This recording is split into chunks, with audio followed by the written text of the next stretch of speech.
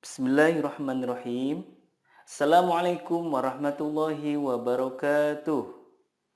Alhamdulillah, bertemu lagi dengan saya Tatung Mustari di channel Al Mustari.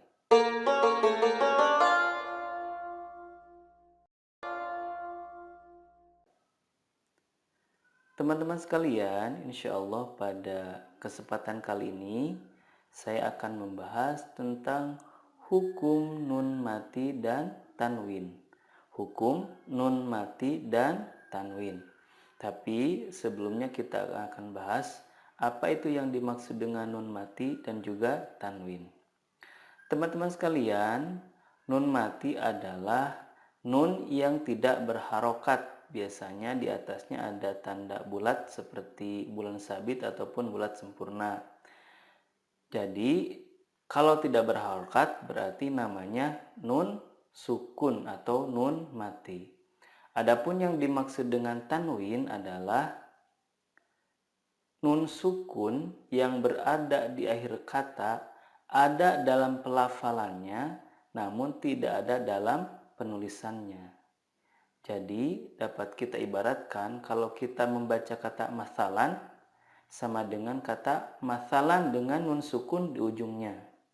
Contoh yang kedua, nuhun dengan tanwin di ujungnya, maka sama dengan juga nuhun dengan nun sukun di ujungnya. Begitupun kata ainin sama dengan kata ainin dengan nun sukun di ujungnya.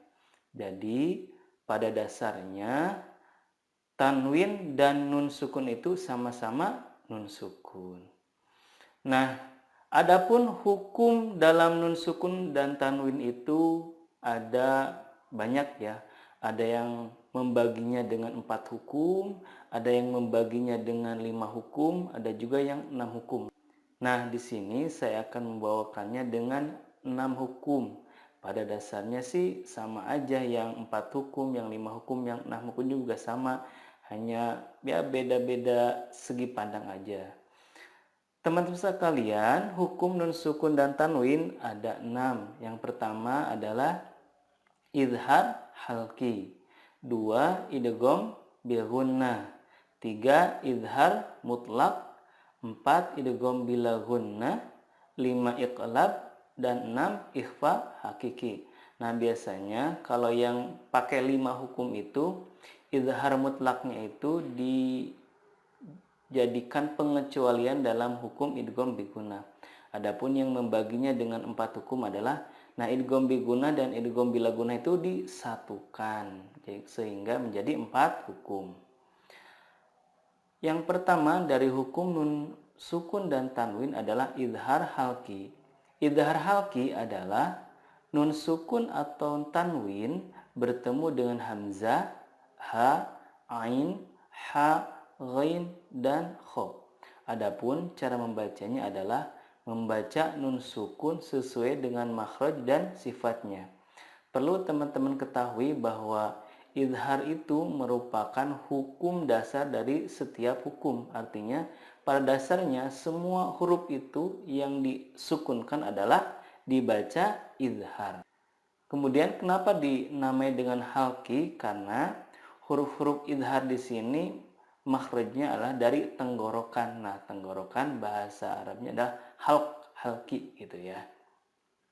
Di sini ada contoh dari izhar halki. Yang pertama bertemu dengan hamzah. Min ahli, min ahli. Kedua, nun sukun bertemu dengan ha. Man hajaro, man hajaro. 3. Tanwin bertemu dengan ain. Haqqan ala, haqqan ala. 4. Nun sukun bertemu dengan ha. Min haitsu, min haitsu. 5. Tanwin bertemu dengan ghain. Wa rabbun ghafurun, wa rabbun ghafurun.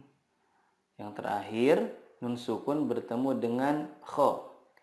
Wal munkhaniqatu, wal munkhaniqatu. Yang kedua, ada hukum idgham bila gunnah.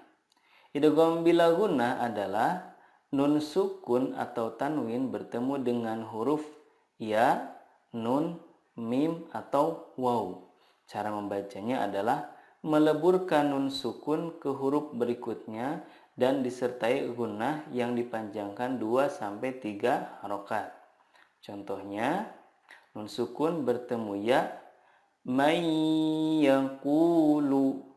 Teman-teman sekalian jangan lupa untuk menahannya dan disertai dengan gunnah 2-3 harokat. Kita ulangi lagi contohnya. May yaqulu. Selanjutnya tanwin bertemu dengan huruf nun. Contohnya amilatun nasibatun. Amilatun nasibatun. Nun sukun bertemu dengan mim. Mim masadin. Mim masadin. Tanwin bertemu dengan waw. Khairun wa abqa. Khairun wa abqa. Teman-teman sekalian, dari hukum idgham bila gunnah ini ada pengecualian, yakni apabila nun sukun bertemu dengan waw atau ya dalam satu kata. Jadi bertemunya itu dalam satu kata. Nah, hukumnya adalah idhar mutlak. Idhar mutlak. Contohnya ad-dunya, tidak dibaca ad-duyya, tetapi yang benar adalah ad-dunya. Bunyanun, qinwanun, sinwanun. Nah, teman-teman sekalian, keempat kata tersebut dibacanya adalah idhar, tidak diidghamkan. Hukum yang selanjutnya adalah idgham bila gunnah. Idgham bila gunnah adalah nun sukun atau tanwin bertemu dengan lam atau ro. Cara membacanya, meleburkan nun sukun ke huruf berikutnya tanpa gunnah. Contohnya, tanwin bertemu lam, rizqal lakum. Rizqal lakum. Nun sukun bertemu ro, mir rabbihim. Mir rabbihim. Hukum berikutnya adalah iqlab. Iqlab adalah nun sukun atau tanwin bertemu dengan huruf ba.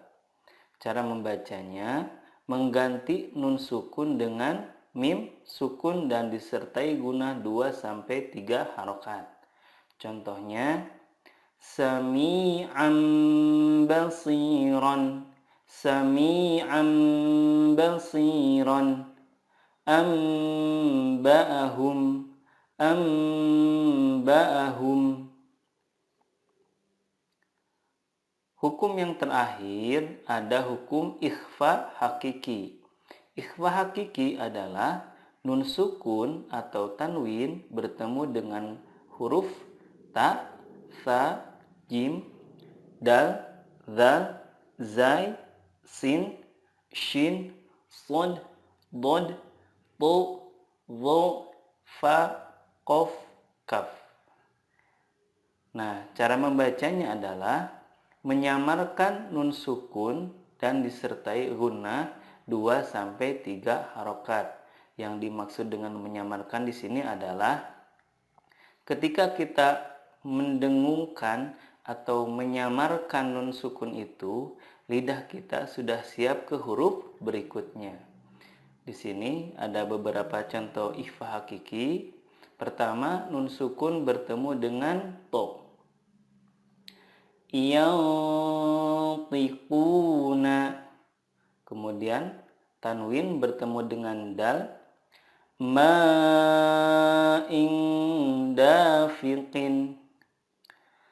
Nun sukun bertemu dengan shin. Insya'a. Tanwin bertemu dengan huruf fa, fahum. Tanwin bertemu dengan jim, fasabrun jamilun. Nun sukun bertemu dengan sod, yansurukum. Nun sukun bertemu dengan kaf, angkana. Nah, teman-teman sekalian, kalau kita simpulkan maka seperti pada tabel berikut ya, hukum nun sukun dan tanwin itu. Pertama ada izhar halki, yang mana hurufnya hamzah, ha, ain, ha, ghain, dan kho.